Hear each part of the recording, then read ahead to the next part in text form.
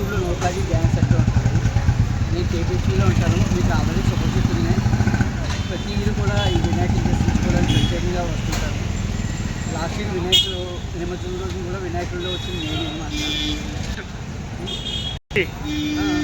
నాతో సెల్ఫీ దిగితే actually selfie దిగండి అని పెడతారు, కానీ రారు కాబట్టి రేపు నుంచి బిజీగా ఉంటుంది కాబట్టి వ్యాస చేస్తారు. అసలు లేదు, వాళ్ళు ఇచ్చినా ఇవ్వకపోయినా మాత్రం నేను మాత్రం వ్యాసంలోనే ఉంటాను. కళాకారులు 27 ఏళ్ళు ఉన్నాను, కానీ ఏ ప్రభుత్వం పట్టించుకోలేదు నన్ను. కానీ సిటీ సత్యనారాయణ సార్ మాత్రం కరోనాలో చేసిన సేవకు మెచ్చుకుని పోలీస్ డిపార్ట్మెంట్ జాబ్ ఇచ్చేందుకు ప్రభుత్వం పోయిన తర్వాత, ప్రభుత్వం మారిన తర్వాత నాకు జాబ్ పోయింది. ఓన్లీ సెల్ఫీతోనే బతుకుతున్నాను 27 నుంచి.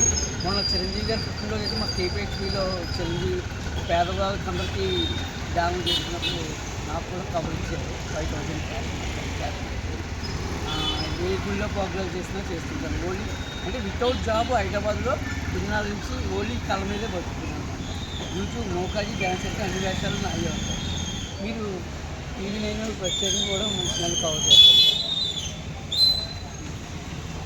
కుంభమేళకి వెళ్ళాను, అయోధ్య పంపించారు బీజేపీ వాళ్ళు, రాహుల్ జోడో యాత్రలో ఉన్నాను. ప్రత్యేకంగా అన్ని మహానాడులో కూడా ఉన్నాను.